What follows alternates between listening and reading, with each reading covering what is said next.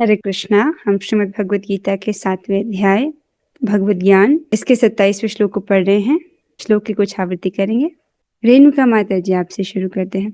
इच्छा द्वेष समुत्थेन इच्छाद्वेषसमुत्थेन द्वन्द्व मोहेन भारत द्वन्द्वमोहेन भारत सर्वभूतानि सम्मोहम् सर्वभूतानि सम्मोहम् सर्गे यान्ति परन्तप। सर्गे यान्ति परन्तप। बहुत अच्छे माता जी। माधुरी माता जी। इच्छा द्वेष समुत्थेन द्वेषसमुत्थेन द्वन्द्वमोहेन भारत द्वन्द्वमोहेन भारत सर्वभूतानि सम्मोहम् सर्वभूतानि सम्मोहम् सर्गे यान्ति परन्तप। स्वर्गे यान्ति परन्तप। बहुत अच्छी माता जी। कौन गाएंगे अभी? मिष्ठी माता जी आप गाइए।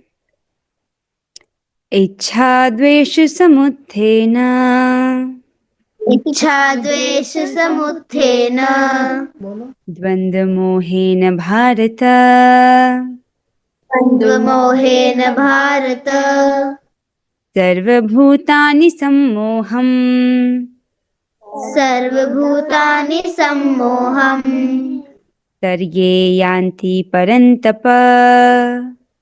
सर्गे यान्ति परन्तप। हरे कृष्ण माता जी। बहुत अच्छे। दीप अब हम लोग आगे बढ़ेंगे।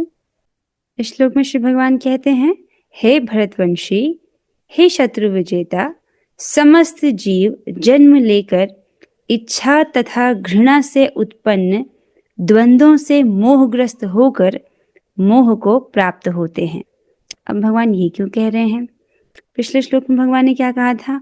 उन्होंने कहा था कि जो भूतकाल में जो घटनाएं घट चुकी हैं, जो वर्तमान में घट रही हैं या जो घटनाएं भविष्य में घटेंगी, मैं सब कुछ जानता हूँ, मैं सभी जीवों को जानता हूँ, लेकिन कोई मुझे नहीं जानता है। अब यदि प्रश्न पूछा जाए, भगवान आपको कोई क्यों नहीं जानता, या जो व्यक्ति आपको जानता है ऐसा व्यक्ति अत्यंत दुर्लभ क्यों है?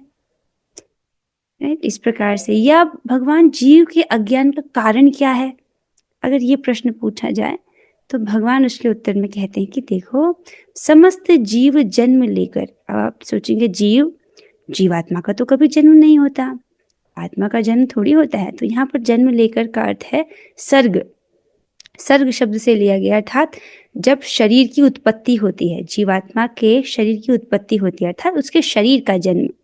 और ये कब की बात की जा रही है? सृष्टि के प्रारंभ में। केवल इस जन्म की बात नहीं है, सृष्टि के प्रारंभ में जब सृष्टि हुई थी, जीवात्माओं को उनके कर्मानुसार, इच्छानुसार विभिन्न प्रकार के शरीर दिए गए थे। तो तब से लेकर के इच्छा तथा घृणा से, यहाँ पर इच्छा का अर्थ आप राग के उसमें देखिए, ठीक है, आसक्ति, जिसमें आसक्ति है उसी की इच्छा करता है जीव। इच्छा और घृणा से उत्पन्न, घृणा अर्थात द्वेष से उत्पन्न द्वंद्वों से मोहग्रस्त होकर मोह को प्राप्त होते हैं। राइट? मोह समझे, जब व्यक्ति की बुद्धि का नाश हो जाता है, वो सही गलत को नहीं समझ पाता है, मोहित रहता है। तो इस प्रकार से जो जीव है वो मोहग्रस्त रहते हैं, मोह को प्राप्त होते हैं और भगवान को नहीं समझते हैं। एक बार इसके अन्वय को देखेंगे। परंतप, हे परंतप किसे कहते हैं? अर्जुन को, अर्थात वो जो शत्रुओं को ताप प्रदान करते हैं, शत्रु विजेता। परंतप। भारत, हे भरतवंशी, किसको कहते हैं? अर्जुन जी को। सर्गे अर्थात सृष्टि काल में, मीन्स सृष्टि के प्रारंभ में, जब जीव को उसका शरीर प्राप्त हुआ था। सर्वभूतानि, समस्त प्राणी, अर्थात सभी जीव। अब यदि प्रश्न हो कि इस प्रकार से जो जीव अज्ञान से ग्रस्त है, ठीक है, इस प्रकार से जीव अज्ञान से ग्रस्त है, कब से उसका यह अज्ञान है? तो क्या है इसका उत्तर? सृष्टि काल में, बहुत पहले जब सृष्टि हुई थी उसके शरीर की, और तब से उसके जो प्राचीन संस्कार है, कर्मों के जो संस्कार हैं, उसके कारण जो भी उसने इच्छा की थी या जिन चीज़ों के प्रति राग था, द्वेष था, उसके ही द्वारा जनित जो मोह है उसमें वो फंसा रहता है। तो कब से? अनादिकाल से है उसका ये अज्ञान। सर्वभूतानि अर्थात समस्त प्राणी इच्छा द्वेष समुत्थेन, इच्छा और द्वेष से उत्पन्न। इच्छा, यहाँ पर इच्छा आचार्य जन इसको बताते हैं तात्पर्य में। आप इच्छा का अर्थ लेंगे आसक्ति, उसको जिस चीज से आसक्त है, राइट, राग जिसमें है। अब कैसे देखता है? ऐसा जो जीव है वो अपनी पहचान अपने शरीर से करता है, राइट, शरीर से अपनी पहचान के कारण ही वो मोहित रहता है।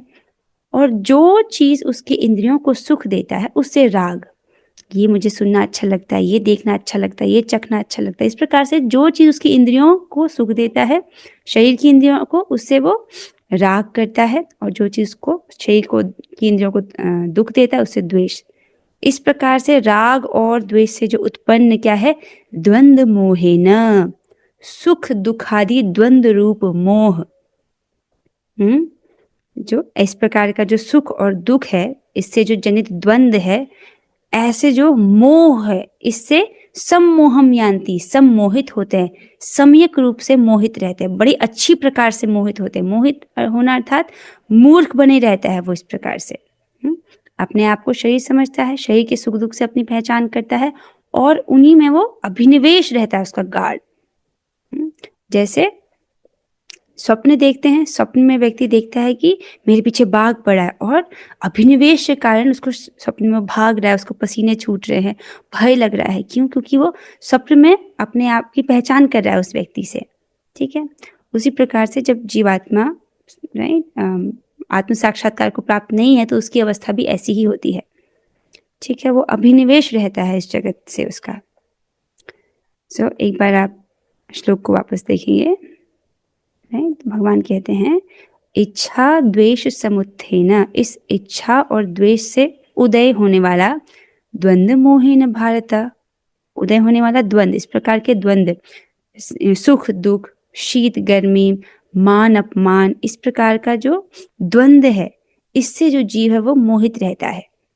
व्यक्ति समझता है कि मेरा सम्मान हुआ है तो मुझे सुखी होना चाहिए, इसलिए मैं सुखी हूँ, या मेरा अपमान हुआ है इसलिए मैं दुखी हूँ। इस प्रकार से उसमें गाढ़ अभिनिवेश रहता है, तो ऐसे वो मोहित रहता है। सर्वभूतानि सम्मोहम, सर्वभूतानि अर्थात सभी जीव, सम्मोहम संयोग रूप से मोहित हैं, अर्थात बहुत अच्छी प्रकार से वो मोहित है इस प्रकार के द्वंद से। सर्गे यान्ति परंतप, और कब से? सर्ग से, अर्थात सृष्टि के प्रारंभ से, जब उसके शरीर की सृष्टि हुई तब से, हे परंतप। तो जीवात्मा का ज्ञान कब से है? बहुत पहले से, जब उसके शरीर की सृष्टि हुई। तो यहाँ पर अगर आप प्रश्न पूछें श्लोक की चर्चा में कि कोई आपको क्यों नहीं जानता, क्यों नहीं जानता फिर कोई आपको? क्योंकि जो सभी जीव हैं वो इच्छा और द्वेष से जनित जो द्वंद है, राइट, इच्छा और द्वेष से जनित जो द्वंद है, राइट, सुख दुख, लाभ हानि, मान अपमान, ऐसे द्वंद रूपी मोह में ही वो फंसे रहते हैं, इसी से वो मोहित रहते हैं, इसलिए वो भगवान को नहीं जान पाते, राइट। और आचार्य जन अपनी टीका में भी बताते हैं कि क्योंकि वो इसी मोह में पड़े रहते हैं इसलिए वो भक्ति के अधिकारी नहीं होते हैं, राइट, क्योंकि उधर उनका इंटरेस्ट ही नहीं होता। अब दूसरे प्रश्न की ओर, जीवों के अज्ञान का कारण क्या है? यही उनके राग और द्वेष से जनित जो द्वंद रूपी मोह है, यही उनके अज्ञान का कारण है, राइट। वो अपने आप को ये देह मानते हैं और देह से संबंधित जो सुख दुख है उनको अपना मानकर उनमें गाढ़ अभिनिवेश रहना। जैसे कोई माँ है, उसके पुत्र की मृत्यु हो गई है तो वो सोच रही है कि मेरे पुत्र की मृत्यु हो गई है, जबकि आत्मा का कोई जन्म नहीं है, आत्मा का किसी भी व्यक्ति से कोई संबंध नहीं है, राइट, आत्मा का कभी जन्म नहीं होता है और नहीं आत्मा कभी मरती है, लेकिन व्यक्ति सोच रहा है कि मेरे पुत्र की मृत्यु हो गई है, तो वो उसमें अभिनिवेश है और उसके कारण दुख मनाना।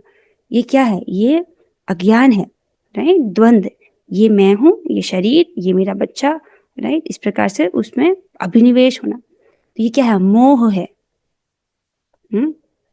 तो समझ आ रहा है उनके अज्ञान का कारण? ये जो मोह है, इच्छा और द्वेष का जो द्वंद रूपी जो मोह है, जिसमें वो हमेशा फंसा रहता है। यदि प्रश्न हो कि जीवगण कब से आपकी माया द्वारा मोहित हैं? सर्ग अर्थात सृष्टि के प्रारंभ से, जब उसको ये देह दिए गए थे, जब से उसको शरीर प्राप्त है। और शरीर कैसे प्राप्त होते हैं? प्राचीन समय में जैसे जीव के कर्म थी, जैसी उसकी इच्छा थी, राइट, जैसे उसने कर्म किए हैं, जैसी उसकी इच्छा रही है और जिन चीजों के प्रति उसका राग और द्वेष रहा है, उसी अनुसार उसको, राइट, शरीर प्राप्त होता है। ऐसा क्यों है कि जो व्यक्ति आपको जानता है वह अत्यंत दुर्लभ है? ये बहुत अच्छा प्रश्न था। इसका उत्तर ये चीज रामानुजाचार्य की टीका में बताते हैं कि ये जो जगत है, सभी जीव तो इस प्रकार इच्छा और द्वेष से जनित जो द्वंद्व है, उस द्वंद्व रूपी मोह में ही पड़े रहते हैं, और जो चीज उनके शरीर को सुख देता है उससे अपनी पहचान करते हैं, या जो शरीर को दुख देता है उससे अपनी पहचान करते हैं। लेकिन जो भगवान का ज्ञानी भक्त है, राइट, उसके लिए सुख दुख क्या है? भगवान से संयोग और वियोग। जो भगवान के भक्त हैं, भगवान से प्रेम करते हैं, उनका सुख दुख क्या है? भगवान से मिलन और भगवान से वियोग, वही उनके सुख दुख का कारण है। लेकिन इस प्रकार से जो इस जगत में मोहित लोग होते हैं, उनके लिए सुख दुख क्या है? मात्रा स्पर्शास्तु कौन्तेय, राइट, जो उनकी इंद्रियों को सुख दे, उनकी इंद्रियों के लिए जो प्रिय हो, उसको अपना सुख समझते हैं, राइट, या जो उनकी इंद्रियों को दुख दे वो उसको अपना दुख समझते हैं। अंतर समझ आ रहा है? तो ऐसा जो व्यक्ति है जिसका सुख दुख केवल कृष्ण संबंधित है, ऐसा व्यक्ति भगवान कहते हैं वो अत्यंत दुर्लभ है।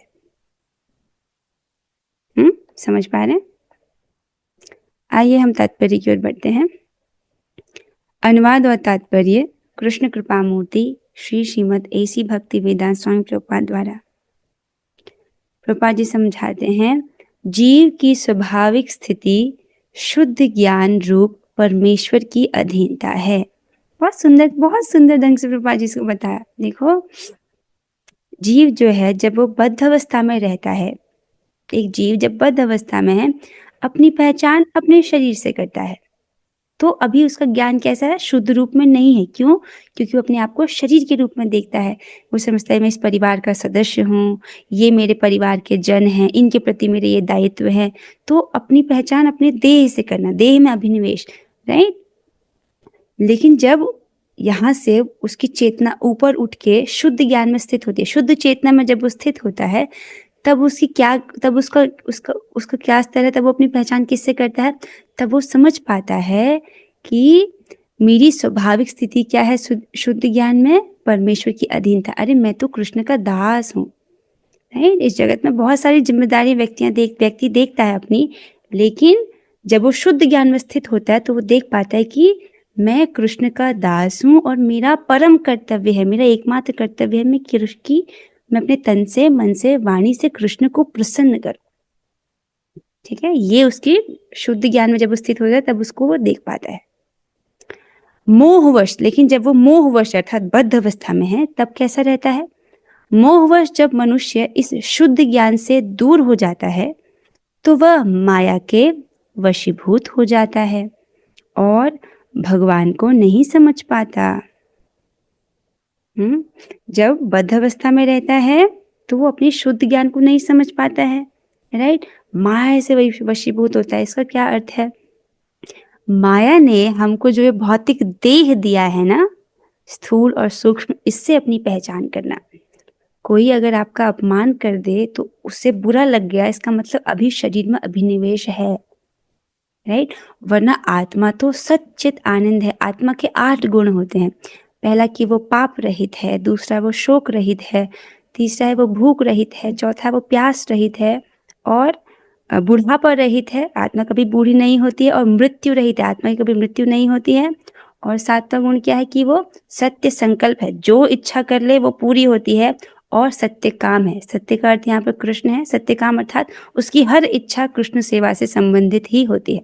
तो इस प्रकार से आत्मा के 8 गुण हैं। तो आत्मा के रूप में आपके ये 8 गुण हैं, लेकिन क्योंकि अभी हमारा कुछ अभिनिवेश है शरीर में, इसलिए कोई अगर अपमान करता है, सम्मान करता है, तो व्यक्ति को उससे प्रभाव पड़ता है।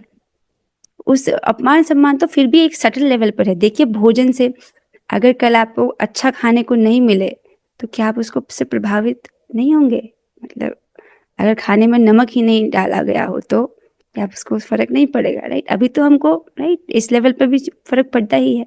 तो शरीर में अभिनिवेश तो है। आगे चलते हैं। यह माया इच्छा तथा घृणा के द्वंद्व रूप में प्रकट होती है। इसी इच्छा तथा घृणा के कारण मनुष्य परमेश्वर से तदाकार होना चाहता है और भगवान के रूप में कृष्ण से ईर्ष्या करता है। तो प्रभुपाद जी बता रहे हैं कि ये माया किस प्रकार से प्रकट होती है? ये द्वंद्व के रूप में, राइट। जो चीज इंद्रियों को सुख दे उनके प्रति इच्छा करना। इच्छा क्यों करता है? क्योंकि उनसे राग होता है, उनके प्रति आसक्ति, वो चीजें अच्छी लग रही है तो वो और चाहिए। और घृणा जो इंद्रियों को कष्ट दे, दुख दे, वो नहीं चाहिए। जो व्यक्ति राइट आपसे अच्छे से बात करे, आप चाहते हैं कि वो व्यक्ति आपसे बात करे, लेकिन जो व्यक्ति आपसे राइट आप शब्द बोलता है उससे घृणा, नहीं नहीं उससे बात नहीं करनी है। समझ रहे हैं? ये द्वंद्व है मन के। तो इस प्रकार से सुख दुख, लाभ हानि, मान अपमान, इस प्रकार के जो द्वंद्व रूप में ये माया प्रकट होती है, राइट। इसी इच्छा तथा घृणा के कारण मनुष्य क्या करता है? यहाँ पर जो मनुष्य प्रभुपाद जी कह रहे हैं जो निर्विशेषवादी होते हैं, वो परमेश्वर से तदाकार होना चाहता है, राइट। और भगवान कृष्ण के रूप में कृष्ण से ईर्ष्या करता है। तो उसकी भगवान के विषय में क्या अंडरस्टैंडिंग है कि भगवान तो एक निराकार है, राइट, उसमें वो विलीन होना चाहता है। आगे चलते हैं। किंतु शुद्ध भक्त इच्छा तथा घृणा से मोहग्रस्त नहीं होते, अतः वे समझ सकते हैं कि भगवान श्री कृष्ण अपनी अंतरंगा शक्ति से प्रकट होते हैं।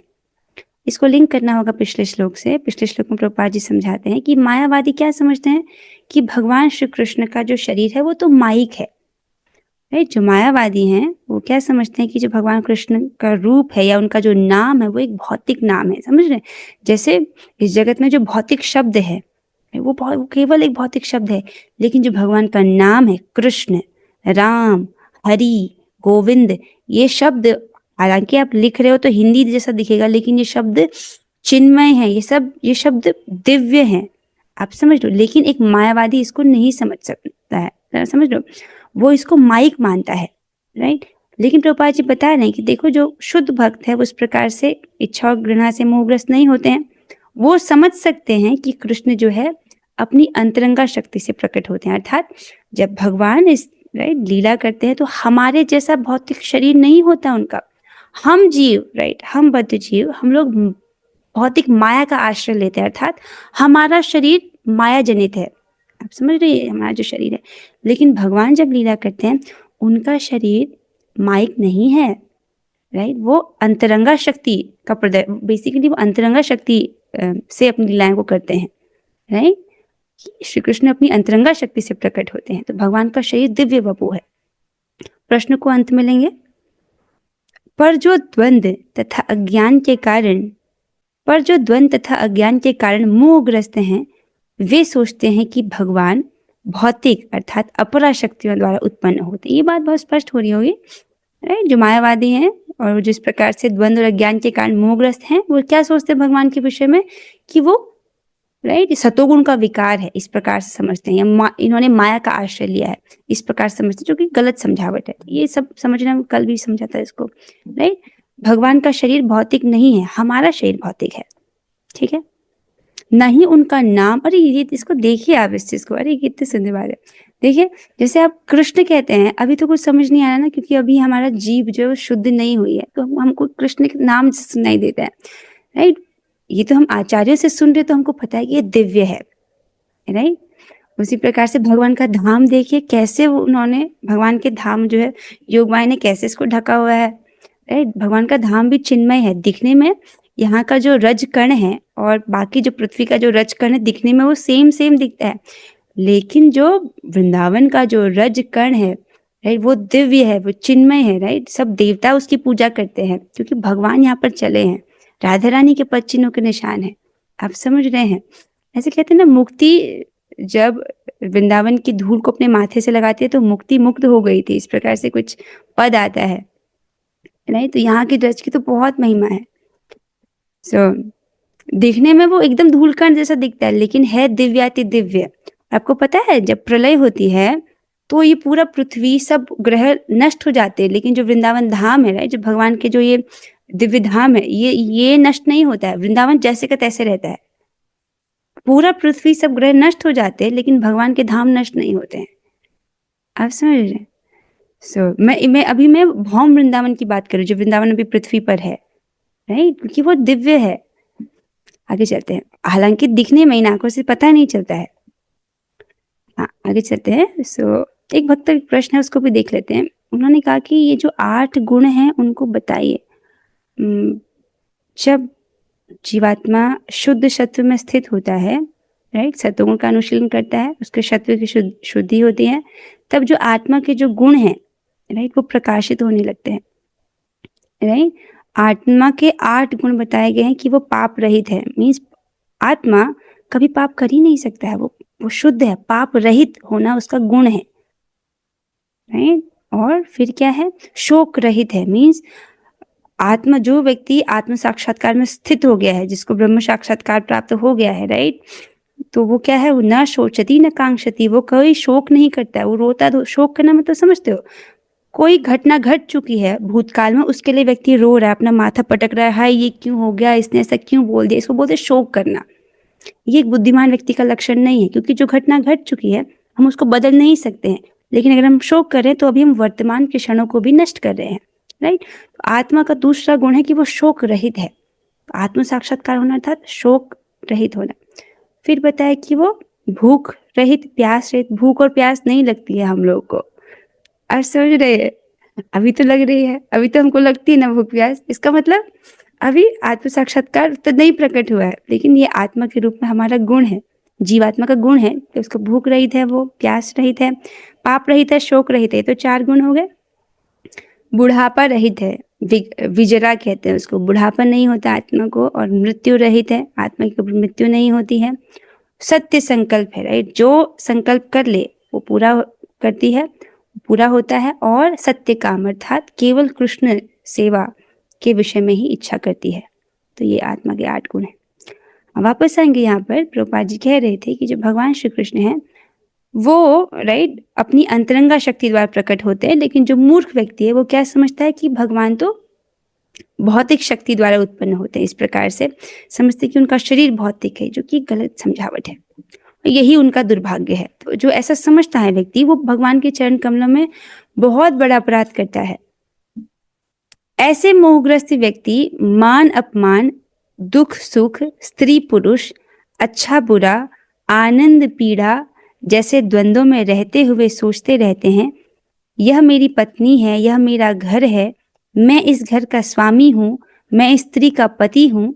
यही मोह के द्वंद्व हैं। और जो लोग ऐसे द्वंद्वों से मोहग्रस्त रहते हैं वे निपट मूर्ख हैं और वे भगवान को नहीं समझ सकते। तो यहाँ पर प्रभुपाद जी बहुत ही एकदम शार्प चाकू जैसे शब्दों से हमारे अज्ञान को काट रहे हैं। और यही एक आध्यात्मिक गुरु का कर्तव्य है कि वो हमको सत्य बताए, भले ही वो कड़वा क्यों न लगे। आप समझे, एक सर्जन क्या करता है, राइट, अपने जो सर्जन वाली जो उसके पास चाकू है उससे ऑपरेशन करता है, राइट, उसके भले के लिए, पेशेंट के भले के लिए। तो प्रभुपाद जी बता रहे कि ये मोह क्या है, कैसा अभिनिवेश है। तो बता रहे हैं जब व्यक्ति जो मोहग्रस्त रहता है वो मान अपमान, उसका मान होता है तो प्रभावित होता है, अपमान उससे भी प्रभावित, सुख दुख, स्त्री पुरुष, अच्छा बुरा, आनंद पीड़ा, इस प्रकार के जो द्वंद्व हैं उसमें सोचता रहता है, उससे ग्रसित होता है। क्या सोचता है वो, ये मेरी पत्नी, अर्थात अपनी पहचान शरीर से, ये मेरी पत्नी है, ये मेरा घर है, मैं इस घर का स्वामी हूँ, मैं स्त्री का पति हूँ। जबकि सही अंडरस्टैंडिंग क्या है, मैं भगवान का सेवक हूँ, मेरी पत्नी भी भगवान की सेविका है, मेरा कर्तव्य है कि हम मिल करके भगवान की सेवा करें। एक गृहस्थ भक्ति घर में यही तो है कि भगवान सेंटर में रहते हैं, सब कुछ भगवान की सेवा के निमित्त होता है, ठीक है। लेकिन एक जो गृह में यदि व्यक्ति है वो इस प्रकार से सोचता है और उसके लिए क्या है कि यही मोह के द्वंद्व है, इसी द्वंद्व में वो फंसा रहता है, राइट। और जो लोग ऐसे द्वंद्वों से मोहग्रस्त रहते हैं वे निपट मूर्ख हैं और वे भगवान को नहीं समझ सकते हैं, ठीक है। तो ये अभिनिवेश की जड़ क्या है, अपने आप को शरीर से पहचान करना, ठीक है। अब यहाँ पे एक बहुत सुंदर सा श्लोक है जो आपको और आशा देगा, जो श्रीमद् भागवतम की 10वें स्कंद का 20वां अध्याय का 8वां श्लोक है, जिसमें बस इसका अनुवाद पढ़ रहे हैं। अरे बहुत सुंदर है। यदिच्छया मद कथा दो जात श्रद्धस्तु यह पुमान स निर्विण्णो नाति सक्तो भक्ति योगो से सिद्धितः। तो इसमें कह रहे हैं यदि कहीं कोई सौभाग्यवश मेरी महिमा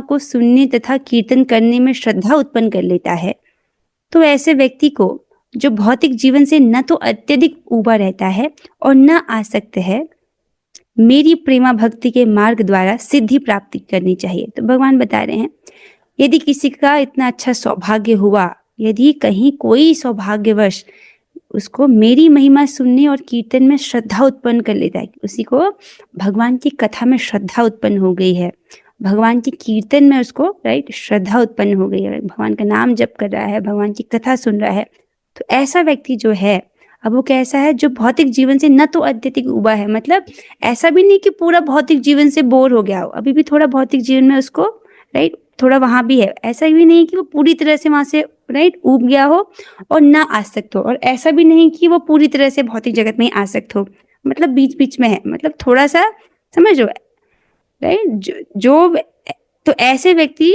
को जो भौतिक जीवन से न तो अत्यधिक उबा रहता है न आसक्त रहता है, बहुत अधिक आसक्त भी नहीं है, बहुत अधिक उबा भी नहीं है, उसे क्या उबा अर्थात बहुत अधिक बोर भी नहीं हुआ है, ऐसे व्यक्ति को क्या करना चाहिए, मेरी प्रेमा भक्ति के मार्ग द्वारा सिद्धि प्राप्त करनी चाहिए। तो यही जो व्यक्ति है उसको भगवान की प्रेमा भक्ति की ओर आगे बढ़ना चाहिए, और उसके लिए सर्वश्रेष्ठ माध्यम क्या बताएं, भगवान स्वयं बता रहे हैं, श्रवण और कीर्तन, भगवान की कथा सुने और कीर्तन करें, उनका नाम जप करें, ठीक है। और ये क्या ये मुश्किल है, क्या ये मुश्किल है, कौन कह सकता है कि ये मुश्किल है, भगवान की कथा सुनना और भगवान का नाम जप करना राइट, हम में से हर एक व्यक्ति इसे कर सकता है, और इसी को करने से भगवान के लिए जो सबसे बड़ी सिद्धि है मनुष्य जीवन में वो प्राप्त हो जाती है राइट, भगवान की प्रेमा भक्ति। इसके साथ हम आज वाली चर्चा को यहाँ पर विराम देंगे, कुछ और भी डिस्कस करना था लेकिन अब समय हो गया है इसलिए हम नहीं कर पाएंगे, शायद कर लेंगे। किसी भक्त का कुछ प्रश्न हो तो अभी देख सकते हैं, अगर कोई किसी भक्त का कुछ प्रश्न नहीं है। कोई भक्त मुझसे सेवा के विषय में पूछ रहे थे, अर्चा विग्रह की सेवा के विषय में, उन्होंने कहा था कि कुछ छोटी छोटी बेसिक बातें हैं माता जी, उनको कह दीजिएगा क्लास में। तो देखिए अर्चा विग्रह की सेवा, जब मैं मानती हूँ कि आप सभी भोग लगाते हो, भगवान को प्रसाद ही पाते हैं, तो आप सभी उनको की सेवा करते ही हैं। कुछ छोटी छोटी बातें ये होती है कि जब आप ठाकुर जी की सेवा कर रहे हैं तो उस वक्त ध्यान रखिए कि आपका मुख साफ हो, नहीं मुंह कुल्ला करके, ऐसा नहीं कि जूठे मुख से हम भगवान की सेवा कर रहे हैं, या आपने प्रसाद पाया हो तो चले गए, नहीं, मुख एकदम साफ होना चाहिए। ये छोटी सी बात। जब आप प्रसाद पाते हैं तो जिस स्थान पे आपने प्रसाद पाया है, यूजुअली कहा जाता है कि आसन बिछा के जमीन पर पाएं, और जब आपने जहाँ से प्रसाद पा लिया, पाने के बाद उस जगह को पोंछ लें, ऐसा ना हो कि प्रसाद तक कोई कण जमीन पर रह जाए, इससे अपराध लगता है, हो सकता है किसी का पैर पड़ जाए उस पर, अब क्योंकि वो खाली वो अन्न थोड़ी है, वो भगवान का प्रसाद है, तो फिर अपमान हो जाता है, इसलिए उसको अच्छे से पोंछना चाहिए। तो ये दो बातें हैं। और भगवान की सेवा जो भी आप करो, पहले तिलक लगा लेते हैं फिर सेवा करती हूँ, क्योंकि हम भगवान के दास हैं, नहीं, ये छोटी छोटी बातें हैं। और शौच के नियम आपको पता ही हैं राइट, अगर हम मल त्याग किया है तो पूरा स्नान करने के बाद ही आप सेवा में जाते हैं, कपड़े चेंज करके, और मूत्र विसर्जन के बाद ऐसा बोला जाता है कि आप अर्ध स्नान कर लो, पैर धो लो, हाथ धो लो, मुंह को 3 बार कुल्ला कर लो राइट। और यदि सो रहे हैं तो 1 घंटा 45 मिनट से अधिक सो रहे हैं तो स्नान कर लेना चाहिए। सर्ग के बारे में फिर से बता सकते हैं, सर्ग अर्थात सृष्टि। जब सृष्टि कार्य होता है तो 2 प्रकार की सृष्टि होती है, प्राकृत सृष्टि और वैकृत सृष्टि होती है। प्राकृत सृष्टि भगवान स्वयं करते हैं, जिसमें वो विभिन्न ग्रहों को प्रकट करते हैं, तत्वों को प्रकट करते हैं राइट। और जो वैकृत सृष्टि होती है वो ब्रह्मा जी करते हैं। ब्रह्मा जी क्या करते हैं, विभिन्न जीवों के शरीरों को उत्पन्न करते हैं राइट, चाहे वो मनुष्यों का शरीर हो, देवताओं का शरीर हो, ये जो वृक्ष आदि का योनि हो, इस प्रकार से। तो जब सृष्टि हुई थी उसके प्रारंभ में अलग विभिन्न जीवों को उनके कर्मानुसार, उनकी इच्छा अनुसार विभिन्न योनियां प्रदान की गई राइट। उनके उसके पूर्व राइट, सृष्टि के प्रलय के पहले जब भी उन्होंने प्राचीन कर्म किए होंगे, उसके आधार पर अब जब नए शरीर दिए जा रहे हैं राइट, उसी समय से जो है उनमें ये इच्छा और द्वेष का जो द्वंद्व है वो बना ही रहता है। तो तब से है ये, आप समझ रहे हैं, कब से जीवात्मा का ज्ञान बना ही है, आप समझ रहे हैं। तो समझिए हमारा अज्ञान बहुत पहले से है, इसलिए हमको बहुत सतर्क होकर के रोज नियमित रूप से कथा सुनना चाहिए राइट। ये अज्ञान बहुत पुराना है, बीमारी बहुत पुरानी है। इसके साथ हम आज हुई चर्चा को यहाँ पर विराम देते हैं। आइए अब हम 3 बार हरे कृष्ण महामंत्र करेंगे, अपने माइक को ऑन कर लीजिए। हरे कृष्णा कृष्ण कृष्णा हरे हरे, हरे राम राम राम हरे हरे, हरे कृष्णा कृष्ण कृष्णा हरे हरे, हरे राम राम राम हरे कृष्णा कृष्ण कृष्णा हरे हरे, हरे राम राम राम हरे हरे। श्रीमद् भगवद गीता की जय, श्रील प्रभुपाद की जय। और श्री गुरु गौरांग हरे कृष्णा।